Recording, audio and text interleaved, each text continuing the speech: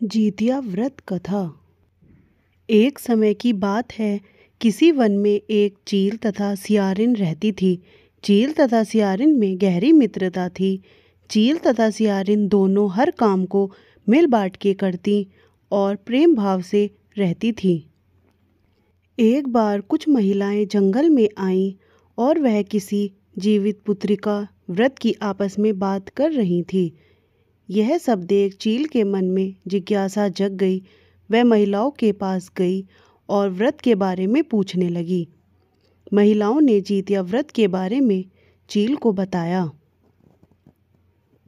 चील तुरंत अपने मित्र सियारिन के पास गई और उसको जीतिया व्रत के बारे में बताया।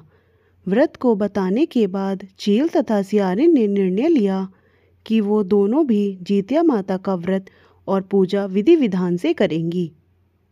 चील तथा सियारिन ने जीतिया माता का व्रत का संकल्प लिया और शाम को पूजा की। पूजा के बाद ही चील और सियारिन को भूख लगने लगी।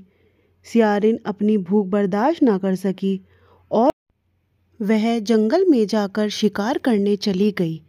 सियारिन जब मांस को खा रही थी, तब चील ने उसे देख लिया और व्रत तोड़ने के लिए सियारिन को बहुत डांटा। लेकिन चील ने अपना व्रत नहीं तोड़ा और वह सच्चे मन से जीतिया व्रत को पूर्ण किया।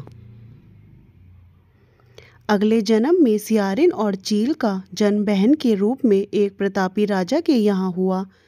सियारिन का विवाह एक राजकुमार से तथा चील का विवाह राज्य मंत्री के पुत्र से हुआ। कुछ समय बीता तो सियारिन ने एक पुत्र को जन्म दिया। जन्म के कुछ दिन बाद ही उसके पुत्र की मृत्यु हो गई। सियारिन के पुत्र के मृत्यु के बाद उसकी बहन चील ने भी एक पुत्र को जन्म दिया, जो जीवित तथा स्वस्थ था। यह देख सियारिन को अपनी बहन चील से ईर्ष्या होने लगी। सियारिन ने अपने बहन के पुत्र तथा पति को जान से मरवाने की कोशिश की, परंतु दोनों ही बच गए।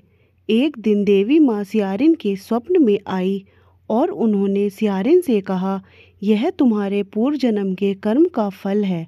अगर तुम इसे ठीक करना चाहती हो तो माँ जीतिया की व्रत और उपासना करो।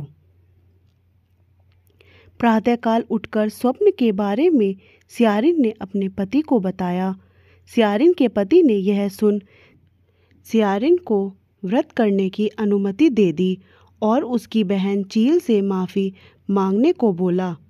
इसके बाद सियारिन अपनी बहन चील के घर गई और उससे अपनी गलतियों की माफ़ी मांगी। सियारिन को उसकी गलतियों पर पछतावा देखकर चील ने उसे माफ़ कर दिया। अगले साल जीतिया व्रत पड़ा। यह व्रत सियारिन और उसकी बहन चील दोनों ने एक साथ रखा।